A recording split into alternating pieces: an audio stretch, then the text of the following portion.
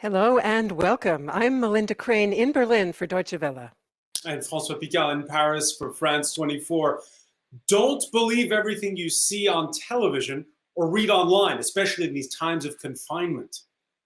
Whether it's false COVID cures or grand theories of who's to blame, disinformation on corona is spreading virulently. So much so that the United Nations says we're fighting not one common enemy, but two: the virus itself and an infodemic. Conspiracies, lies, and the coronavirus infodemic. How contagious are they? That's our topic today in a joint edition of The Debate. France 24 and Deutsche Welle with you. And we're pleased to welcome from Paris, he's a former Italian Minister for European Affairs, former member of the Italian Parliament, today member of the European Parliament, elected on the slate of French President Emmanuel Macron's La République En Marche party. Sandro Gozi, thank you for joining us. Thank you. And it's a pleasure to welcome here in Berlin Franziska Brantner. She is a member of the German Bundestag, and she is the Green Party spokeswoman for European policy. In Toulouse, in the southwest of France, Jen Schradie, sociologist at the French Political Science Institute, Sciences Po, the author of The Revolution That Wasn't, How Digital Activism Favors Conservatives. Thank you for joining us. Happy to be here. Jen, with more time to scroll during confinement, we've certainly been exposed to all kinds of ideas. Since the start of the pandemic, though, how much have conspiracy theories gained traction? So conspiracy theories and so-called fake news are something that seem to fill the airways of mainstream media, of politicians crying foul, whether in the US or France or elsewhere. But the reality is that fake news has always been around. Propaganda has always been around. And yes, there is an uptick in people going online for information because of quarantines worldwide. But it's really important to keep fake news in perspective. In terms of the actual percentage of news and information that people are both consumers of and sharers of, it's still a very small part of one's news diet. A small part of it, but yet we're all exposed to it. I'll show you an example right now. There was a demonstration over the weekend in Stuttgart, Germany, against the lockdown, and on Twitter, you'll perhaps see it. There was this one tweet with the hashtag, I learned a new word, Verschwörungstheorien, conspiracy theories. It's a man wearing a placard talking about five biggest dictators of the last 100 years.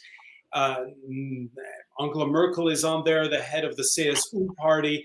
Topping the list, Jen Schradie, is Bill Gates. Now, the Bill and Melinda Gates Foundation, which has been at the forefront of trying to fight the pandemic. Would you say Bill Gates has replaced George Soros as the bogeyman for conspiracy theorists? Well, they're on different sides of the political coin, right? So on the one hand, yes, Soros has been the bane of conservatives in terms of an easy so-called straw man, in terms of some funding, not a lot of funding for conservative causes. But yes, Bill Gates, people are targeting him, of course, because of the work, the vaccination work that the Gates Foundation has been funding worldwide. And yes, there are clearly ties to the anti-vaccination movement. But if we take a step back, really what Bill Gates symbolizes for a lot of people, conservatives in particular in the far right, is representing what they call the deep state, right? So if you follow what conservatives in particular are doing online, and even if you see some protests that are happening worldwide, but especially in the United States, these anti-lockdown protests, really what we're seeing is a long, really trajectory of conservatives opposing what they call big government, right? And For some, vaccines represent a concrete way in which governments actually require individuals to act, right?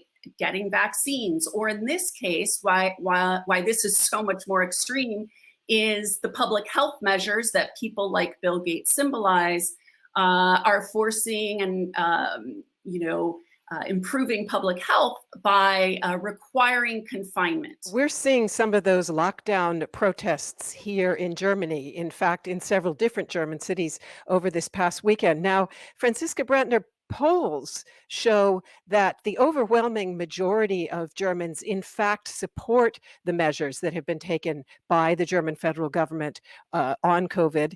But there is a vocal minority out there that questions both the government's narrative and its approach. Now, I know you've been talking to some of your constituents who apparently sympathize with those protests. Can you tell us what they're telling you?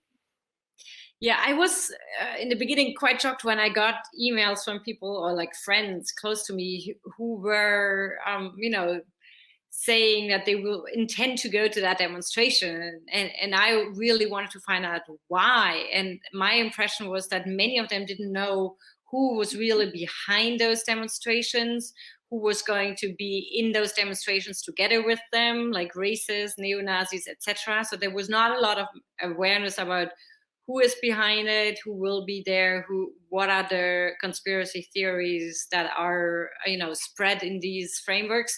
But of course, there are very legitimate concerns by many citizens. And we as Greens are also voicing some of them. Many of those I spoke to because I'm coming from the southwest of Germany with a lot of borders with France, Switzerland, and many are suffering from the regulation that Germany put that you cannot see your family members unless you're, for example, married. You must be married.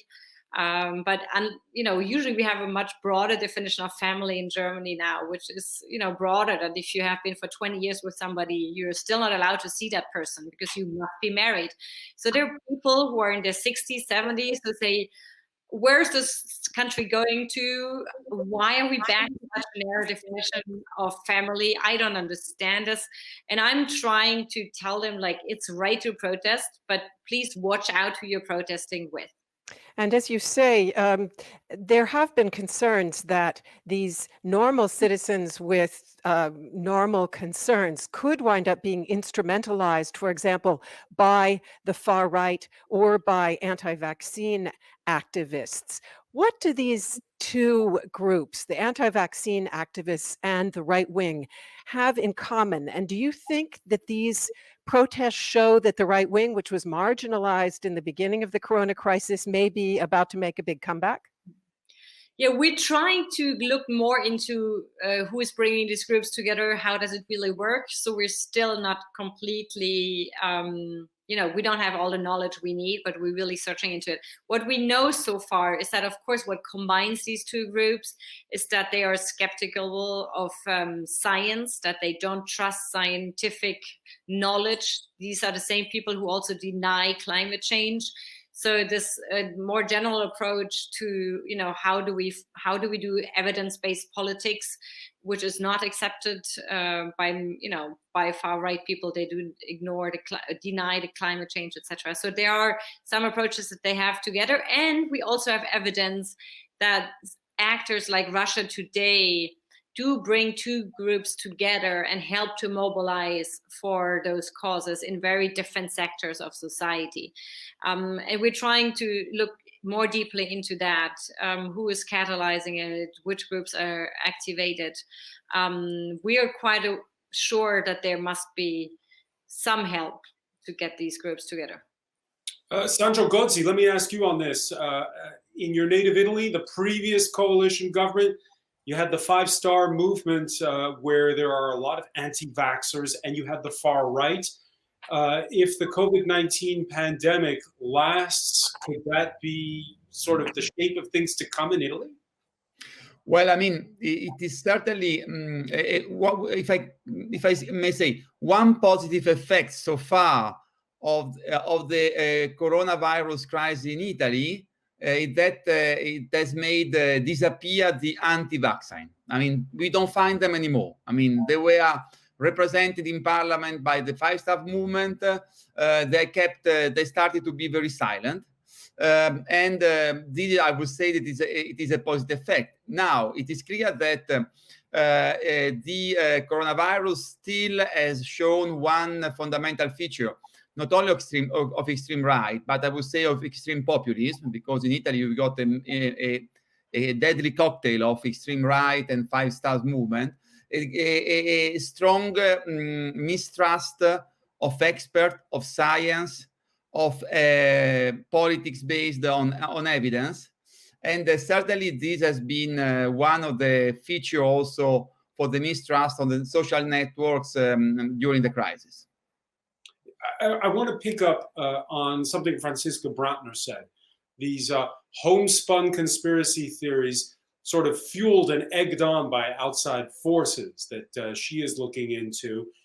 Let's take a look. Cornell University put together a list of top 10 conspiracy theories. Here are a few of them. Well, blaming Bill Gates, we talked about it earlier. The virus escaped from a Chinese lab. The other direction, the US military exported the virus to China. A plot by the big pharmaceutical groups, big pharma as they're known. COVID-19 doesn't exist, that's another one. But topping the list in the Alliance for Science's article is 5G. For France 24's Observer's website, Catherine Bennett looked into it. One of the conspiracy theories about the coronavirus that we've been seeing the most is a supposed connection with the building of 5G communications networks around the world. Take a look at this video. Flames engulfing a mobile phone mast in Birmingham in the United Kingdom. This video was taken on April the 2nd. Authorities think the fire was set deliberately. Since then, at least 20 other masts across the country have been burned or vandalised. But it's not just the equipment. Telecoms engineers are being harassed while they're trying to do their job. But do you know what you're doing there? You're laying 5G? Yeah. You realise that, don't you? Yeah? Yeah. So you know that kills people? But where did this theory come from? It all began with this man, Thomas Cowan, an American doctor who's currently on probation for treating a patient with non-approved drugs. In a video posted on YouTube on March the 12th, Dr. Cowan claimed that COVID-19 is caused by 5G networks, that 5G radio waves poison cells in the human body, and that causes the virus. If anybody want to make one guess as to where the first completely blanketed 5G city in the world was? Exactly. Scientists have dismissed Cowan's claims as complete rubbish, saying that 5G radio waves aren't strong enough to affect the body's cells or immune system. But the video was seen hundreds of thousands of times.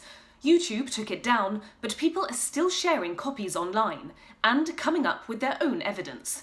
Like this map, for instance, that supposedly shows how the spread of the virus echoes the 5G rollout in France.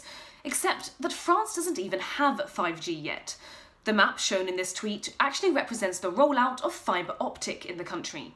People who believe this theory are actually making it harder to tackle the virus. The director of the UK's National Health Service said that mobile phone masts are vital. They are what are connecting the country's emergency services with the people who need them most. Catherine Bennett with that. Sandro Gozi, your thoughts on this 5G theory? Who's fueling it and why? Well, I mean, to me, it's totally rubbish. I mean, it is. I'm amazed to hear such absurd theories. But here you got a double problem. However, I mean, the first problem is that, as I said, everybody can say anything today because nobody trusts the so-called expert and the so-called official scientific world, and we have to work on that. We have to reestablish a trust toward those who carry out research studies, who carry out serious work for the benefit of all. The second problem is the problem of the digital platform, because in your video you showed that this absurd theory was spread out and then YouTube intervene. I think that we have to do much more and we must be much more demanding with the digital platform, because they must be our allies in fighting this kind of absurd theory and in fighting a war against misinformation, which otherwise could really threaten our democratic cohesion in our societies. And I think that this is something which has been put under a much stronger light during the COVID-19 crisis. So let me ask Jen Schradie about that very matter, because in fact, social media, including Facebook, Twitter, they say that they are trying to remove COVID-19 disinformation from their platforms, an unusual move actually from Facebook that has in fact refused to remove quite a bit of other content. How good a job are they doing of policing this content? Social media platforms in general do a terrible job of policing misinformation because their algorithms are actually designed to promote disinformation and fake news, right? So the top 10 fake news around COVID-19 that we just saw, it was really easy in just a couple words, a brief headline, to see what that information is. And it's also negative information.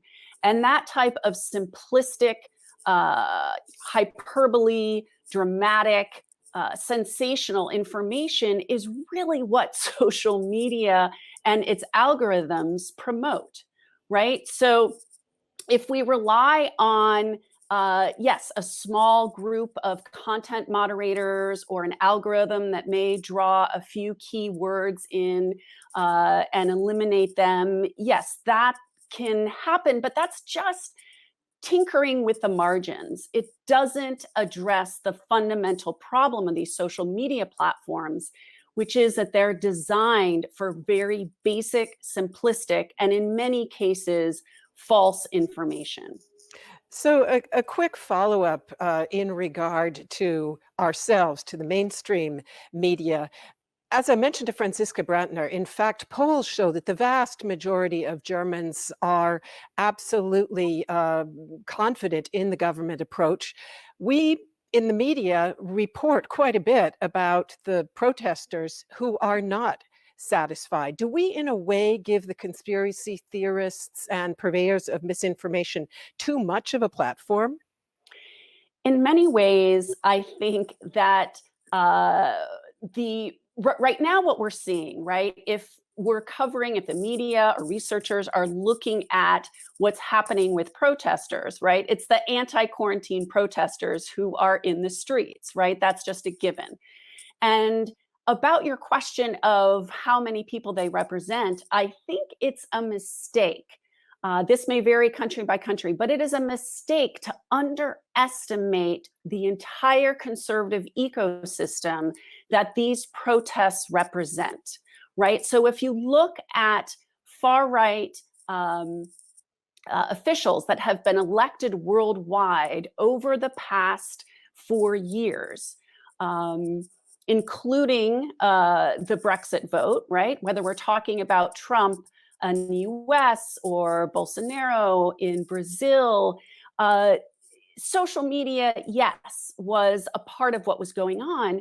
But the other key point is that if we just get rid of that misinformation, it's not going to get rid of the ecosystems of grassroots conservatives who are meeting on a regular basis. Now they're doing it online, but before COVID-19, we're meeting in community centers and all over a lot of Western European countries, as well as particularly in the US.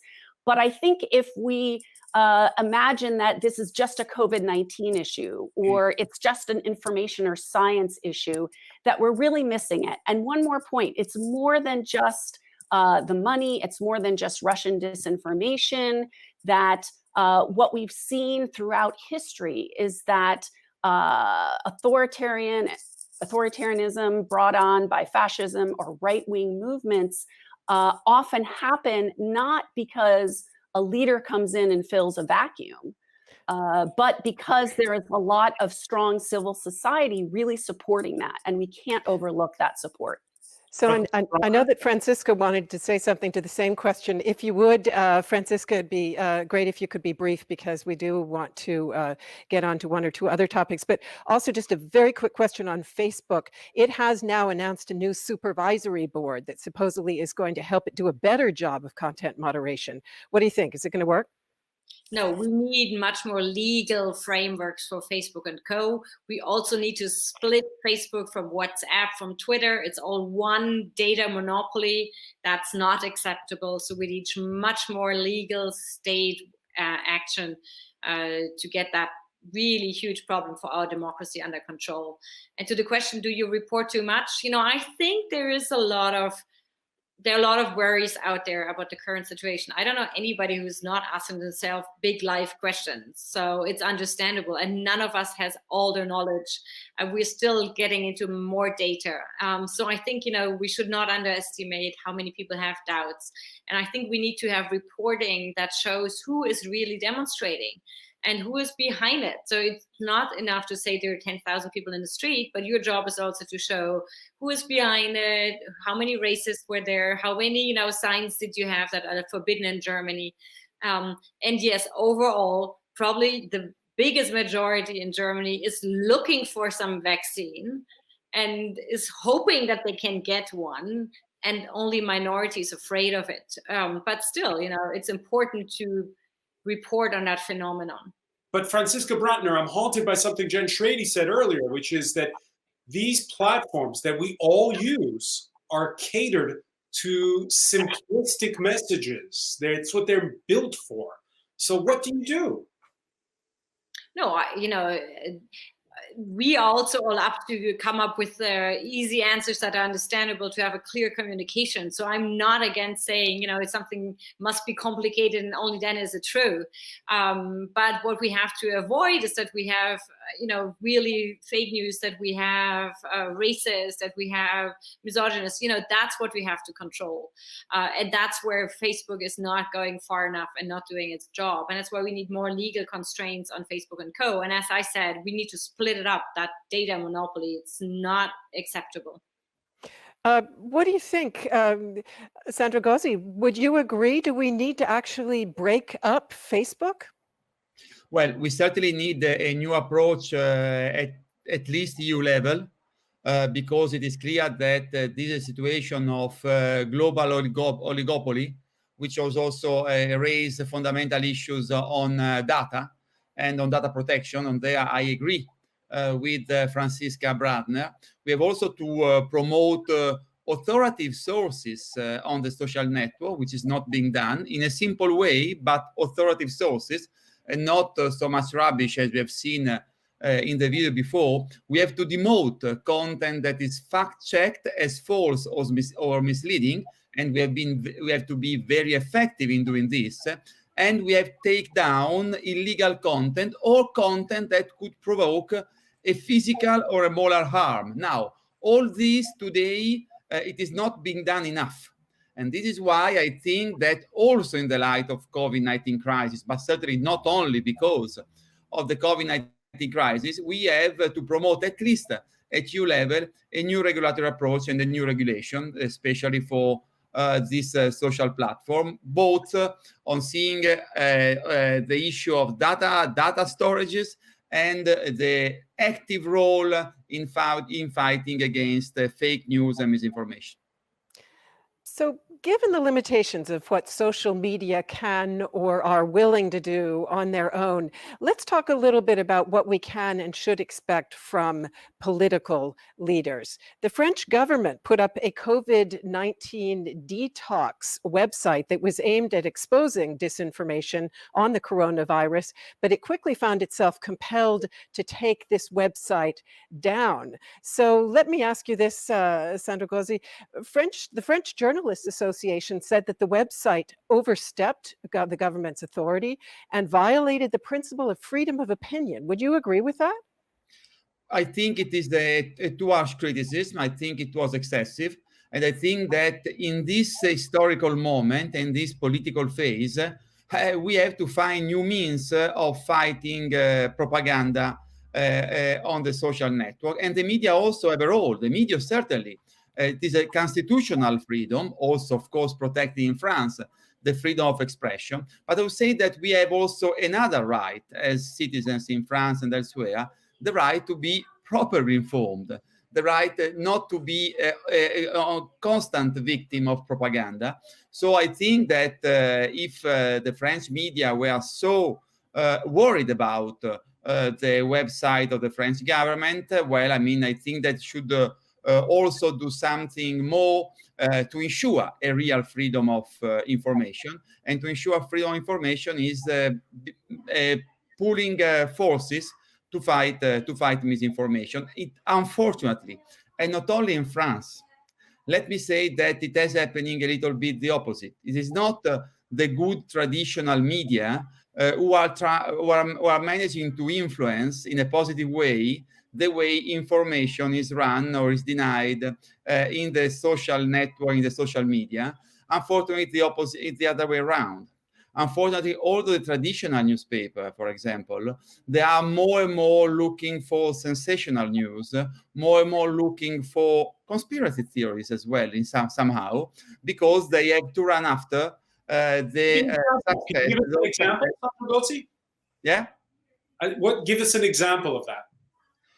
Well, I mean, there are so many examples of campaign. Take some campaign that even front-leading newspaper are doing based on something that they've heard, they haven't verified, but they sell copies like that. I don't want to mention newspaper, but I think that in France, for me, since 2017, I've seen so many examples of this, and also big or smaller campaign against many of us run by major French newspaper without properly verifying the sources. And I think that this is an effect of the social network way of running the information. Jen Schradie, do you agree? So there are two ways to look at this question. One is, what is the role of the government and what is the role of the news media? And what we've been talking about is this tension between the government, right, the role of the state, and the role of the individual, right? And so when we talk about fake news, I think we haven't really defined what it actually is, right? Because you also have a country like Russia, where 3 doctors so far have fallen from hospital floors. We have no idea what happened. They spoke out about conditions with the coronavirus. There's also a fake news law in Russia now, in the name of promoting accurate information in Russia around COVID-19. But the result is actually, a way to, diminish free speech, right? It's just a ruse. And Donald Trump talks about critiquing fake news. So what are we today really critiquing? The other really important piece is that we've been talking about is how is the mainstream media a part of this distribution of so-called fake news? When is it news and when is it critical thinking? You heard Sandro Gozi say that publications from mainstream outlets are chasing after sensationalist news. So some of it depends on what news outlet, right? But even very legitimate mainstream media is that journalists often have a two-sided approach to an issue, right? So especially as science is so new around COVID-19, and by the way, we have this idea that science is this perfect truth, which of course it's not, and it's because it's changing so quickly. In fact, the World Health Organization keeps changing what they've recommended as more information has come forward, that journalists want to present both sides. So if Donald Trump, for example, or a politician says, yes, this drug is important, what I see even legitimate outlets in the US like NPR or the New York Times will say, well, Donald Trump and some people say that, Clorox should be used. to prevent or treat COVID-19. But when we talk to doctors, they say something else, right? And that's an extreme example. But I think that this idea of two-sidedness doesn't really work with science. And that's what we're talking about today. Let me come back to recommendations like the one that was made by President Trump that people might give some thought to ingesting either disinfectant or bleach. Franziska Brantner, you have expressed concern that the corona crisis could actually wind up fostering and fueling populism. What do we do when it is political leaders themselves, like Trump, but also, say, Brazil's Bolsonaro, who are purveying disinformation? Yeah, how many times have I thought how this crisis would have gone differently if we had, instead of Trump, Obama, or Hillary Clinton, they would first have called a G20 meeting. We would have had some concerted action. Yeah, it's scary to have instead somebody like Trump who's promoting fake news and conspiracy theories.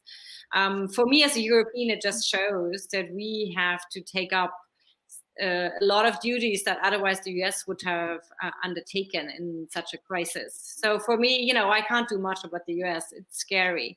And I pity my friends who are, very worried about their own country. And we can only strengthen the progressive forces and those who still go with the truth or with, the scientific evidence that changes every day, but still, it evolves and it exists. And so I think we as Europeans have to take on more. We have to be more concerted, especially we have to be united and in solidarity, because if we don't get it done, nobody else will help us.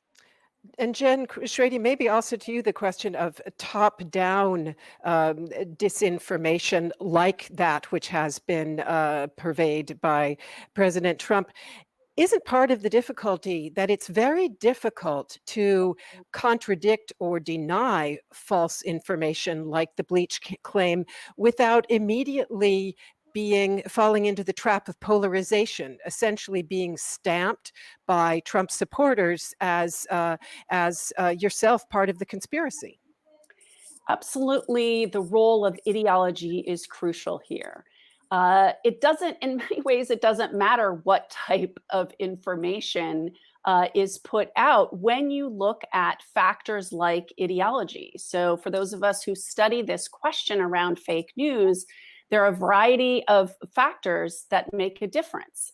Education level is one, but ideology is key. I can see on social media conservatives analyzing the exact same article as progressives and coming up with extremely different, an extraordinarily different reaction, even beyond the question of bleach, right? Even legitimate articles about certain, drugs that are being tested right now. Very different viewpoints. And in terms of your point about how top down it is, again, we have to, in order to combat this, we have to start from the bottom up, right? So conservatives are effective because of a lot of organizing that's happening, as well as, of course, money, conservative media, et cetera, but on the ground, right? So what kind of media education is happening? Media literacy, science literacy right now is really key. And with so many people out of work right now, I think it would behoove a lot of, especially the more democratic countries, to consider putting a lot of people to work in this type of grassroots effort for science and for information that serves the public health. Yeah, so you have Donald Trump, who's got his message where he is not only talking about bleach, but blaming the Chinese, calling it the Wuhan virus. And you have the Chinese, well, they don't have bleach, but they have Lego. Let's take a look. The fury. It's overwhelming our medical system. Look how backward China is. The virus is killing doctors. Typical third world. It's airborne. It'll magically go away in April. Everyone stay at home. Violation of human rights. March. Our numbers are now dropping. Impossible. Look at Italy. We wore masks. You lied to us. I don't know what to make of the Tower of Pisa starting to lean there, Sandro Gozi. What do you make of that video, for instance, that was put out last month? About the video you just shown, you say? I'm going to be very blunt with you. I'm very concerned with the global disinformation campaign run by China. And not only China, but China has played a key role in this. And I'm still very concerned with the fact that this propaganda has been supported by a good part of the Italian government during the crisis. We have seen the foreign minister, Luigi Di Maio, the Five Star Movement, and many leaders of the Five Star Movement basically promoting the Chinese propaganda, making things to the Italian that Germany, France never helped Italy, underestimated the support by the EU, and overemphasizing the support received by China, also by Russia. But I would say that the Chinese propaganda was in Italy very much helped by the Italian government itself. And I think that this is extremely disturbing for the European Union. I think that the Chinese propaganda has been very strong elsewhere in Europe, and has been also strong in the World Health Organization, within the United Nations. I don't see why the Security Council is not acting very quickly, because the COVID-19, for example, it is a threat to international stability. And there again, you got China or Russia that are breaking down and slowing down. So I think that we have a major issue, which is certainly, as it was said before, not only linked to COVID-19, but it has been magnified by COVID-19. And I think that it is something that we have to watch out very closely. At least this is my intention at the European Parliament. Yeah, you've got the European Union sort of in the middle of this battle between the superpowers. Franziska Brantner, we had the EU's envoy to Beijing, who was chastised for going along with China Daily, the big communist party newspaper in China, censoring a pretty innocuous open letter calling for more cooperation. They removed a reference, I'm reading this, to the fact that the pandemic originated in China. Your thoughts? Yeah, it's very worrying what Chinese influence is doing right now already in the EU. And I think we have to be extremely careful about it. But let me also be very clear, is that we as Europeans need to help each other much more strongly. And, yes, Sandro, on Italy, I'm like, sorry, Germany did have an export stop of the medical devices you needed in Italy to Italy. That was terrible. It was so wrong.